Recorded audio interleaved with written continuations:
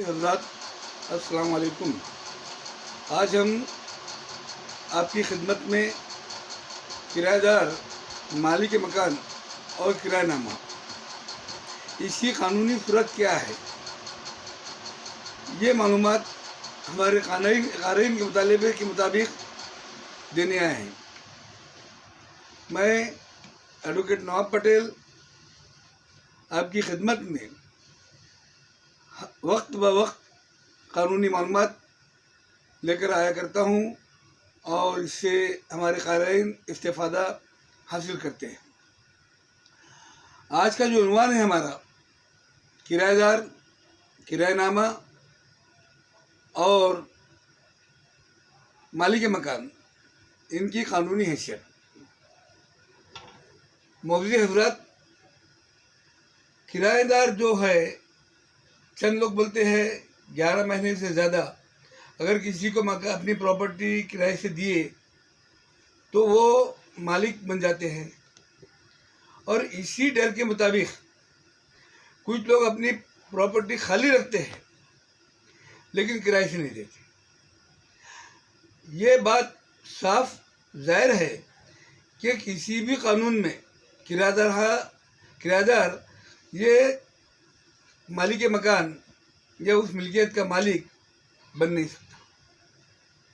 इसी तरह से जो है तो सुप्रीम कोर्ट ने भी कई केसेस में ऐसे फैसले दिए हैं कि किराएदार, टेनेंट नेवर बी ओनर, किराएदार कभी भी मालिक नहीं बन सकता है। फिर वो 90 साल की लीज हो, 99 साल की लीज हो या 1 महीने का किराएनामा हो, किसी भी सूरत में किराएदार ये किराएदार ही रहता है, वो मालिक नहीं बनता। लेकिन जो पेचीदगियाँ पैदा होती है, जो लोग अपने किराए की मिल्कियत को खुद की मिल्कियत समझकर खाली नहीं करते हैं, मालिक की मिल्कियत को तकलीफ पहुंचाते हैं, उसमें मालिक की मिल्कियत की भी गलती और लापरवाही होती है।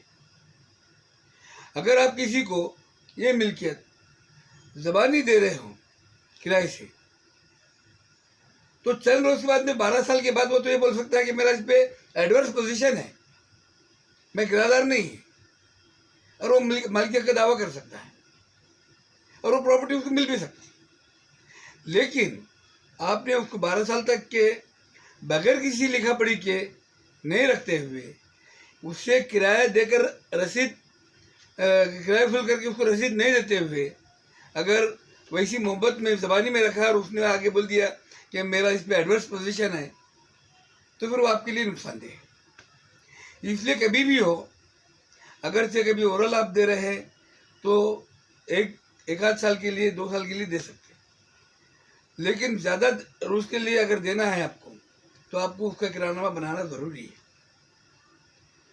किराएनामा अगर आप नहीं बनाएंगे तो ऐसी सूरत में वो एडवर्स पोजीशन का दावा कर सकता है।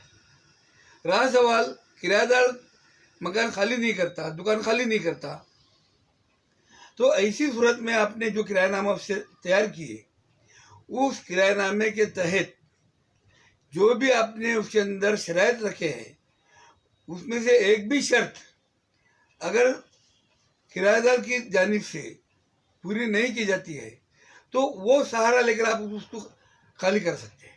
वहाँ पे वो ब्रीच ऑफ एग्रीमेंट हो गया।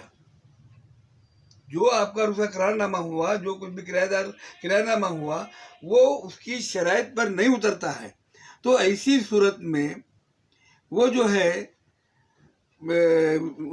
मकान या प्रीमाइसेस खाली कराने के मुस्तहिक होता है। अब सवाल ये है कि किराएनामा कैसा हो।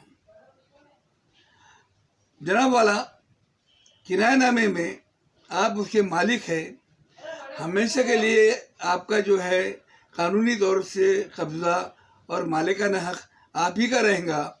वो सिर्फ उस पीरियड के लिए किराएदार रहेगा जितना पीरियड आप और वो किराएनामे में दर्ज कर रहे हो। किराएनामे में दर्ज किया हुआ पीरियड ख़त्म होते के साथ उसको खाली कराएं।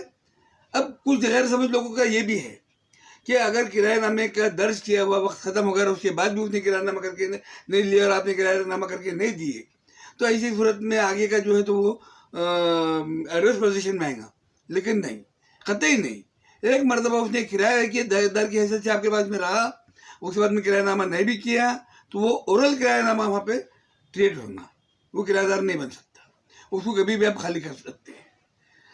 टेनेंट एक्ट जो है, टेनेंसी एक्ट, ये साफ साफ है कि अगर से कभी कोई किरायानामे की शर्त पूरी नहीं कर रहा है तो उसको वहाँ से निकाल सकते हैं। उसके बाद किराएदार का और किरायानामे का एक और तरीका है जिसको लीव एंड लाइसेंस एग्रीमेंट बोलते हैं। अगर आप लीव एंड लाइसेंस एग्रीमेंट करके दे रहे हैं तो ऐसी सूरत में किरायानामा करके देने की ज़रूरत नहीं है। किरायानामे से अच्छा लीव एंड लाइसेंस एग्रीमेंट है। लीव एंड लाइसेंस एग्रीमेंट भी 1 साल से कम का भी होता है, 11 महीने से, और 11 महीने तक भी होता है। 11 महीने से ज़्यादा उसको करना भी नहीं चाहिए।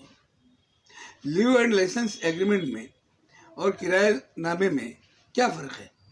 उसमें फ़र्क ये है कि उसमें किराएदार की हैसियत से सेकंड पार्टी रहती और इसमें लाइसेंसी की हैसियत से सेकंड पार्टी रहती। वो सिर्फ जो है इस्तेमाल करने के हकदार बोलेंगे उसको, इस्तेमाल करें, वो प्रॉपर्टी इस्तेमाल करने के लिए उसको दी जा रही, और उसमें भी शराइत यही सब लिखे जाएंगी। इसमें भी जो है तो हमेशा के लिए कानूनन कब्जा आपका रहेगा, वो सिर्फ उतने पीरियड के लिए इस्तेमाल करेगा। आप उसको इस्तेमाल के लिए दे रहे और उससे किराया नहीं ले रहे, बल्कि उससे इस्तेमाल करने का मुबदला ले रहे, ये उसमें लिखे जाएगा। ये जो कानूनी नुकात है ये आपके किरायानामे में या लीव एंड लाइसेंस एग्रीमेंट में रुख्सत और इस्तेमाल करारनामा, इसमें जो है आप ये फ़र्क है। और ज़्यादा हो सके किरायानामा बना के के बजाय लीव एंड लाइसेंस एग्रीमेंट बनाना चाहिए। आपको कभी भी जो है किराएदार से तकलीफ नहीं होगी और किराएदार आपकी जगह पे काबिज नहीं होगा। और वो सिर्फ 11 महीने के लिए करना चाहिए। 11 महीने के बाद में उसको फिर वापस जो है नए से करना चाहिए। 11 महीने से ज़्यादा अगर करना है आपको तो भी कर सकते हैं, लेकिन उसको आपको सब रजिस्ट्रार के ऑफिस में रजिस्टर्ड करना पड़ेगा। अगर आप रजिस्टर्ड नहीं करेंगे तो फिर वो गैर कानूनी हो जाएगा और उसका फ़ायदा जो है किराएदार लेगा। इसलिए आप तमाम से गुजारिश है कि जो आपको ये बताया गया कि लीव एंड लाइसेंस और किरायानामा, ये दोनों में का फ़र्क समझते हुए किराएदार को अगर आपको किराए से रखना है तो उसको किरायानामा करके देने के बजाय लीव एंड लाइसेंस एग्रीमेंट करके दीजिए। किसी भी वकील के पास में जाइए, वो आपका ये काम मुकम्मल कानूनी तौर से करके देगा। इसके अलावा अगर आपको कुछ उसके अंदर शक व शुबात है, कुछ मज़ीद मालूमात चाहिए, तो आप हमारे मोबाइल नंबर पे 9850779324 पर रब्ता कायम कर सकते हैं। हमारा जिनसी में दफ्तर है, हमारे दफ्तर पर भी आके आप मालूमात ले सकते हैं। मालूमात देने के लिए हम हमेशा के लिए आपको वक्त मुहैया करके देंगे इंशाअल्लाह ताला। आपसे गुजारिश है